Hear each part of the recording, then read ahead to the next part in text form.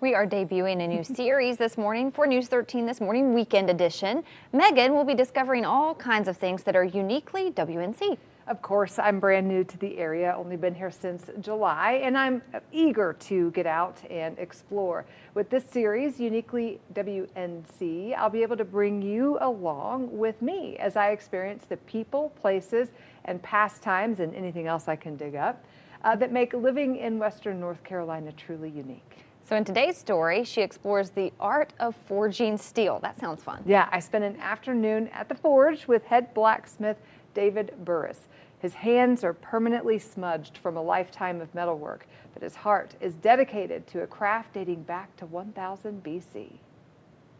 So that's exactly how this works. We're going to start hammering back here, and we're going to pinch this material forward and draw it out of itself. His grandfather was a village blacksmith near Murphy. His dad was a welder. I've always had an artistic bent, so the blacksmithing appealed to me as a way to combine what I had learned as far as the fundamentals of metalwork with being able to create things that were not only strong and functional, but also beautiful and unique. We're going to cool that again. David Burress opened Calerin Forge with a two-part mission to preserve cultural heritage through handcrafted works of art. This is something that it was nothing but raw materials when we started, but when we're finished, it's going to be something that can be handed down through families. And to inspire in others a passion for the craft. I'm passionate about it, and I'm passionate about not letting it die.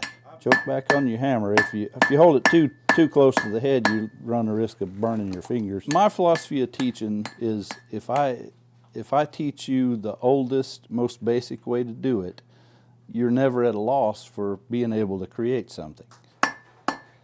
There you go. Now we're getting there. What strikes me about blacksmithing, turning something that you think you can't move at all, like a lump of steel, lump of iron, and just going wherever your mind takes you with it. Eric, my apprentice, we found out that my great-grandfather and his couple of greats-grandfather had served together in the Civil War, had been taken to a prison camp together and survived, and then had been best friends. And here, 150 years later, we've become very close. You know, he's one of my shop sons now. Me and David have really built a connection over the years. Now I'm gonna hold this, and I want you to smack it one good hard time. All right.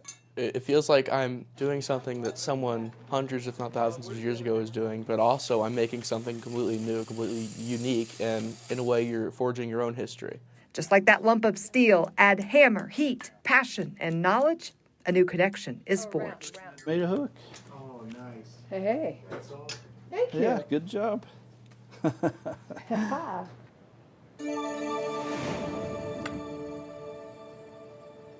Now, David and his son have been demonstrators at the Highland Games, and they have taught a Scottish Heritage Week blacksmithing course at Campbell Folk School in Brasstown for 17 years. Wow. Calerin Forge has classes throughout the year, too, that you can take. So neat. If you want to see more of this, we've posted a link to find out more on our website, and you can see more of Megan's interview with David there as well. Now, I want to see what you made. I made a hook.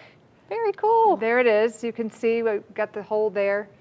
And how are you going to use it? We've been using it actually on the fireplace to Nice. hold a couple of utensils here. I just love that story though, David. It's amazing that he and Rooster, his shop son, have the ancestors that were friends and fought together in the Civil War. That's what amazing. A crazy small world. So thank you for letting me spend the day there. It was really cool. Fun to watch. Yeah. Can't wait to see I'm more of this looking series. forward to more people and more places and more pastimes. If you have an idea for Megan, email her too. Yeah, please let me know. In this week's Thanks to Teachers, Karen Wynn shows us how one young, energetic teacher helps her students see things another way. We're here at Rosamond Elementary School, home of the Tigers, where we caught up with third grade teacher Huyana Whitely, new to the school this year and already making an impact. Join me up at the front. We're going to read a story. Ms. Whitely reads her students a book about the Earth, written from the Earth's point of view. I travel around the sun and keep you warm. It's all part of the lesson encouraging the kids to see things from others' point of view. Which just sounds like a lot for a third grader, but they do really well with it. I've learned first and third person point of view. I've learned how to compare and contrast. With those skills, Whitely says students improve their reading and comprehension. So Earth is the only Source of life. well, the only planet we can live on. Whitely says she decided to become a teacher in college I'm going to have you get your Chromebooks. after shadowing some of her former teachers in the classroom. It felt natural and like the place I wanted to be. Whitely began teaching 3 years ago. This is her first year in Western North Carolina. Whitely, a small-town girl from Virginia, quickly realized Rosamond Elementary offered similar things. I think it just gives you that really at-home feeling, like you know who you can go to and that there's people for you to reach out to. And everyone really supports one another in small communities like this. Rosamond Elementary Principal Bob Dinsdale says Ms. Whitely turned out to be a great fit. She's come in, new grade level, during a crazy school year and just done a wonderful job.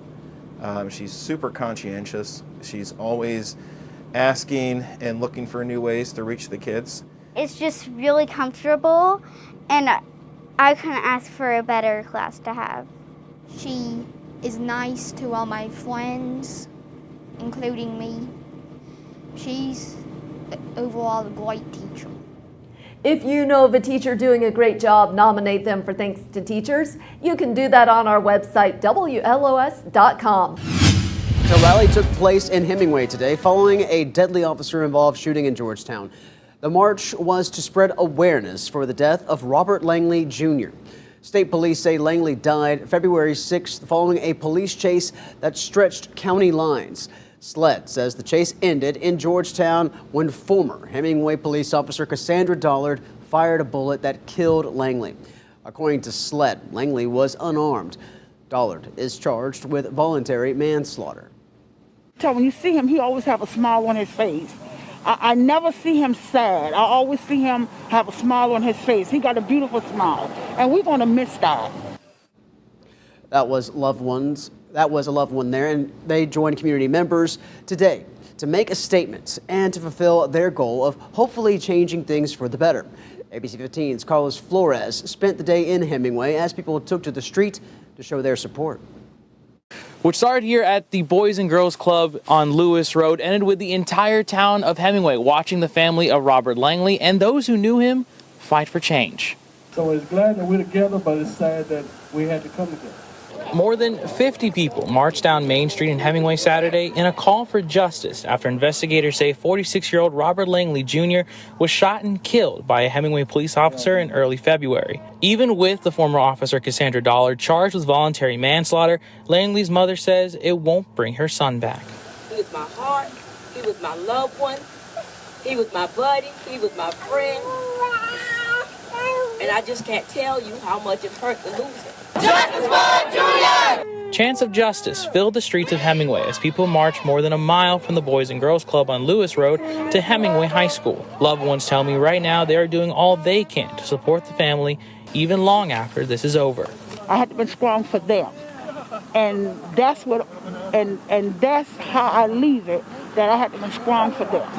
Langley's sister says as painful as it is not having her brother around, she believes something needs to change or else another family will suffer. He got grandbabies that are going to be born. He got marriages that are going to happen. He got graduations that are going to happen. All that going to happen now, and he ain't there to witness any of it. Any of it. And like I said, if we don't do something different, he won't be the only one that's missing out. We want justice! The family thanked everyone for being here and says the fight won't stop until there is permanent change.